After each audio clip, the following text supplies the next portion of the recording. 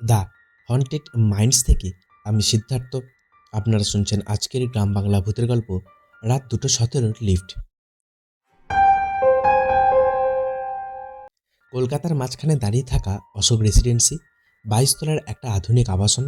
দিনের বেলায় হাসি, বাচ্চাদের খেলাধুলা, অফিস ফেরত মানুষের ভিড়, কিন্তু রাত গভীর হলেই যেন বিল্ডিংটা অন্য কিছু হয়ে যায়। এখানে নতুন ফ্ল্যাট কিনতে এলে বোকারা একটি কথা কখনো বলে না, এই বিল্ডিংয়ের লিফটে 23 নম্বর তলার কোনো বোতাম নেই। কিন্তু প্রতি রাতে 2:17 লিফট নিজেই সেখানে যায়। সবাই এটাকে গুজব ভাবত, যতদিন না প্রথম মানুষ নিখোঁজ হয়। 5 বছর আগে সফটওয়্যার ইঞ্জিনিয়ার সৌরভ সেন রাতের বেলা অফিস থেকে ফিরছিলেন। সিসিটিভিতে দেখা যায় তিনি একাই লিফটে উঠলেন। দরজা বন্ধ হলো। লিফট 10, 11, 12 করে উপরে উঠতে লাগলো। তারপর হঠাৎ ডিসপ্লেতে দেখা গেল 23। এরপর ক্যামেরা 1 সেকেন্ডের জন্য ঝাপসা হয়ে যায়। ছবি ফিরে আসতেই লিফটটি ফাঁকা, দরজা খোলা, কিন্তু সৌরভ নেই। তারপর থেকে আজ পর্যন্ত আর কোনো খোঁজ পাওয়া যায়নি। পুলিশ, ফরেনসিক, লিফট কোম্পানি সবাই তদন্ত করেছিল। লিফটের সফটওয়্যারে 23 নম্বর তলার কোনো অস্তিত্ব নেই। তবুও প্রতি রাতে 2:17 লিফটের লক ফাইলে একটা লাইন নিজে থেকে লেখা হয়, ডেস্টিনেশন ফ্লোর 23। এই রহস্যের কথা জানতে পারে জনপ্রিয় প্যারানর্মাল ইনভেস্টিগেশন ডিপার্টমেন্টের ঋদ্ধি চ্যাটার্জি। সে ভুয়ো ভূতের গল্পে বিশ্বাস করত না। তার বিশ্বাস ছিল প্রতিটি রহস্যের পেছনে বিজ্ঞান আছে। সে সিদ্ধান্ত নিল আজ রাতেই সত্যটা ক্যামেরায় বন্দি করবে। রাত 1:55, বিল্ডিং প্রায় ফাঁকা। শুধু বৃদ্ধ নিরাপত্তারক্ষী নরেশ কাকা নিচে বসেছিলেন। ঋদ্ধি লিফটের সামনে ক্যামেরা বসাতেই বৃদ্ধ বললেন, বাবা, একটা কথা মনে রেখো, লিফট যদি থেমে যায় আর দরজা খুলে যদি দেখো করিডোর সব আলো জ্বলছে, তবুও বাইরে পা দেবে না। ঋদ্ধি হেসে বলল, কেন? বৃদ্ধের চোখে হঠাৎ ভয় ফুটে উঠল, কারণ ওটা আমাদের বিল্ডিং হবে না। রাত 2:16, করিডোরে সম্পূর্ণ নীরবতা। হঠাৎ লিফটের ভেতর থেকে এক আওয়াজ ভেসে এলো। দরজা ধীরে ধীরে খুলে গেল। ভেতরে কেউ নেই, কিন্তু মেঝেটা ভিজে, জল নয়, কালচে আঠালো এক ধরনের তরল। ঋদ্ধি ক্যামেরা অন করে লিফটে ঢুকলো। দরজা বন্ধ হওয়ার সঙ্গে সঙ্গে মোবাইলের নেটওয়ার্ক কোথাও। ঘড়িতে সময় তখন 2:17। 1 সেকেন্ড, 2 সেকেন্ড, 1 মিনিট, সময় আর এগোচ্ছে না। হঠাৎ লিফট চলতে শুরু করলো। ডিসপ্লেতে সংখ্যা উঠছে, 16, 17, 18, 19, 20, 21, 22, তারপর 23। একটা প্রচণ্ড ধাক্কা, দরজা খুলে গেল। বাইরে একই রকম করিডোর, একই রঙের দেওয়াল, একই ফ্ল্যাট, কিন্তু সব দরজার নাম ফলকে একটাই নাম লেখা, ঋদ্ধি চ্যাটার্জি। তার বুকের ভেতরটা হিম হয়ে গেল। ঠিক তখনই করিডোরে একেবারে শেষ প্রান্তে আরেকজন মানুষ দাঁড়িয়ে আছে। সে ধীরে ধীরে মুখ তুলল। ঋদ্ধি জমে গেল। লোকটা দেখতে হুবহু আমার মতো, একই মুখ, একই পোশাক, একই ক্যামেরা, শুধু তার ঠোঁটে অস্বাভাবিক এক হাসি। সে হাত নেড়ে ফিসফিস করে বলল, অবশেষে তুমি ফিরে এলে। আমি এতদিন ধরে তোমার জায়গায় ছিলাম। আর ঠিক সেই মুহূর্তে লিফটের দরজা নিজে থেকেই বন্ধ হতে শুরু করলো। ঋদ্ধি বুঝতে পারল, আজ সে কোনো ভূতের সামনে দাঁড়ায়নি, সে দাঁড়িয়েছে নিজের আরেকটি অস্তিত্বের সামনে। লিফটের দরজা ধীরে ধীরে বন্ধ হতে শুরু করলো। ঋদ্ধি আতঙ্কে দৌড়ে বাইরে বেরিয়ে এলো। দরজা বন্ধ হয়ে গেল। করিডোর আবার নিস্তব্ধ। সে চারিদিকে তাকালো। সব কিছু যেন তার নিজের বিল্ডিংয়ের মতোই। একই রঙের দেওয়াল, একই আলো, একই ফ্ল্যাট নাম্বার, কিন্তু একটা জিনিস আলাদা, এখানে কোনো শব্দ নেই। না ফ্যানের আওয়াজ, না এসির গুঞ্জন, না মানুষের কথা। এমনকি নিজের শ্বাস প্রশ্বাসও যেন খুব দূরের কোনো শব্দ। তার সামনে দাঁড়িয়ে থাকা অন্য ঋদ্ধি ধীরে ধীরে হাঁটতে শুরু করলো। তার মুখে অদ্ভুত এক হাসি। ঋদ্ধি চিৎকার করে বলল, তুমি কে? লোকটা থামল না, শুধু উত্তর দিল, আমি তুমি, যে 5 বছর আগে এখানে এসেছিলে। ঋদ্ধির বুকের ভেতরে রক্ত জমে গেল। 5 বছর আগে অসম্ভব, সে তো আজই প্রথম এই বিল্ডিংয়ে এসেছে। ঠিক তখনই করিডোরের সব দরজা একসঙ্গে খুলে গেল। প্রতিটি ফ্ল্যাটের ভেতর থেকে মানুষ বেরিয়ে আসতে লাগলো, কিন্তু তাদের সবার চোখ সম্পূর্ণ কালো, মুখে কোনো অভিব্যক্তি নেই, আর প্রত্যেকেই ঋদ্ধির দিকে তাকিয়ে আছে।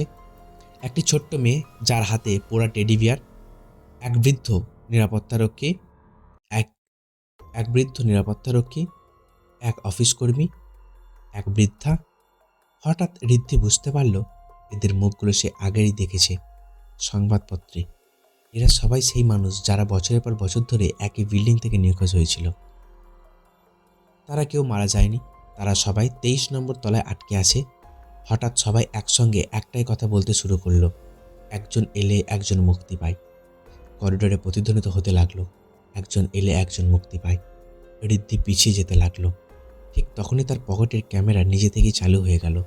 স্ক্রিনে যা দেখা গেল তা তার সামনে থাকা দৃশ্য নয়। স্ক্রিনে দেখা যাচ্ছে সে এখনো লিফটের ভেতর দাঁড়িয়ে আছে। চারিদিকে অন্ধকার, আর তার ঠিক পেছনে দাঁড়িয়ে আছে শত শত ছায়ামূর্তি, কিন্তু বাস্তবে সে তো করিডোরে দাঁড়িয়ে আছে।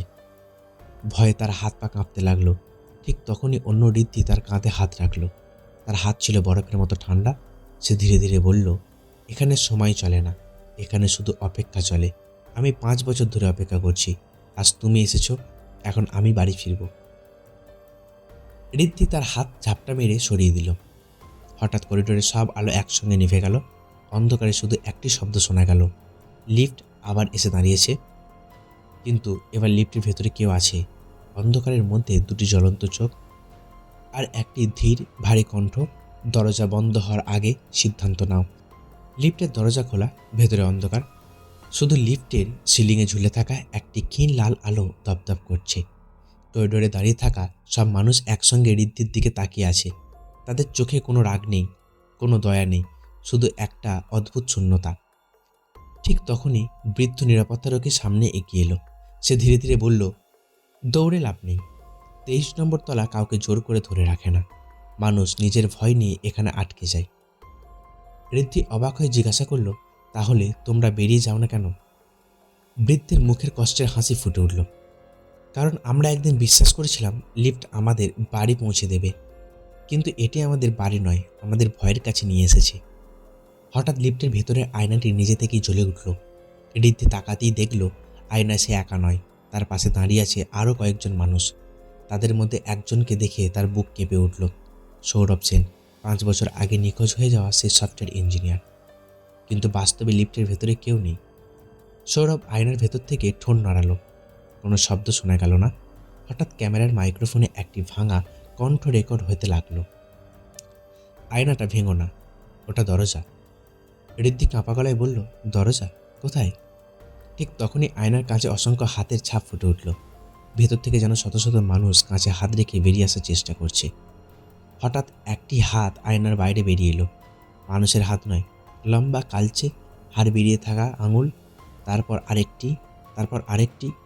আয়নার ভেতরে অন্ধকার থেকে একটি কর্কশ কণ্ঠ ভেসে এলো, আর একজন, শুধু আর একজন। পুরো লিফট কাঁপতে শুরু করলো। করিডোরে বাসিন্দারা একসঙ্গে হাঁটু গেড়ে বসে পড়ল। তারা সবাই একই দিকে মাথা নত করলো, আয়নার দিকে।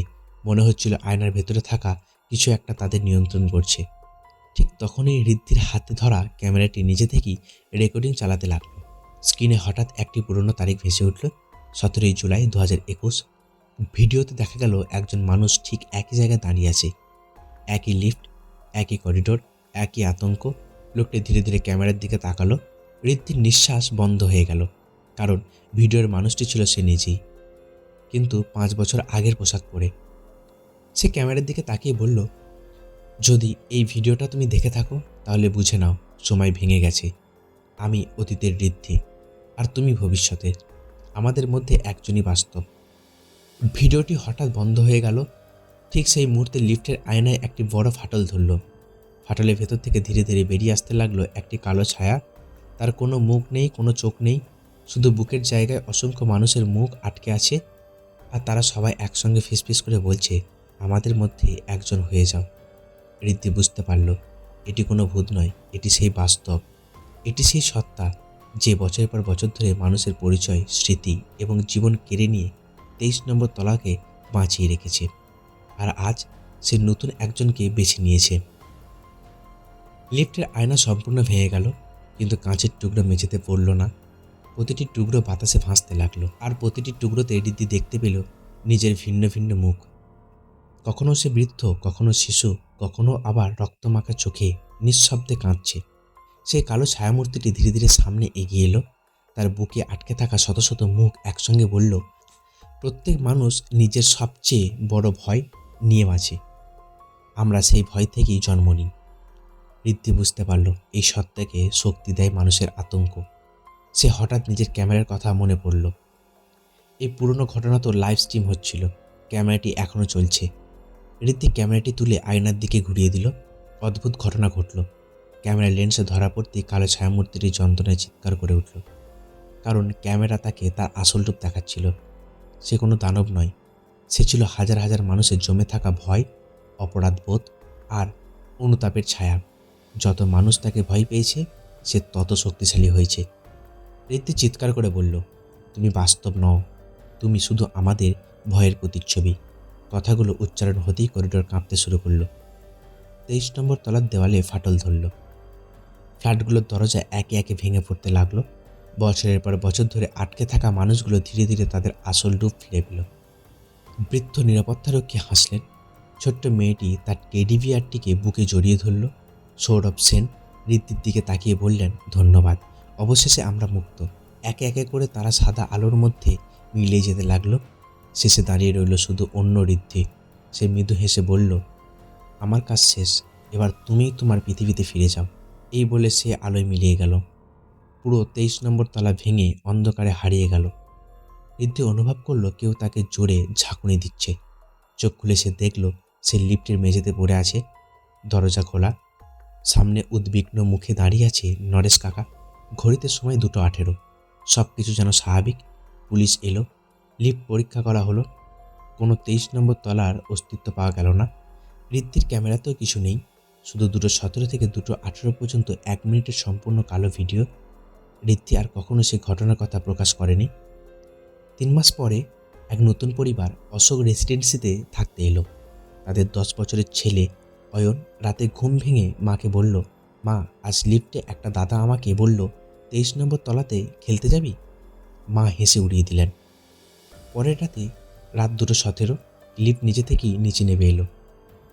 ডিসপ্লেতে ভেসে উঠল 23, যদিও সেই বোতাম এখনও নেই। সিসিটিভিতে দেখা গেল লিফটের দরজা খুলতেই ভেতরে দাঁড়িয়ে আছে একজন যুবক, হাতে একটি ক্যামেরা, মুখে ক্লান্ত হাসি। সে ধীরে ধীরে মাথা তুলল। সে আর কেউ নয়, ঋদ্ধি। কিন্তু পুলিশ যখন ফুটেজ দেখতে গেল, লিফটের ভেতর আবার ফাঁকা। শুধু আয়নার উপর আঙুল দিয়ে লেখা ছিল একটি বাক্য, 2:17 দরজা খুললে কখনো ভেতরে ঢুকবে না। আজকের গল্প এই পর্যন্তই বন্ধুরা। কালকে দেখা হচ্ছে আবারও এক নতুন গল্পের সঙ্গে। গল্পটি ভালো লাগলে অবশ্যই কমেন্ট করবেন, লাইক করবেন। আরও এরকম নতুন নতুন ভূতের গল্প শুনতে চ্যানেলটিকে সাবস্ক্রাইব করবেন।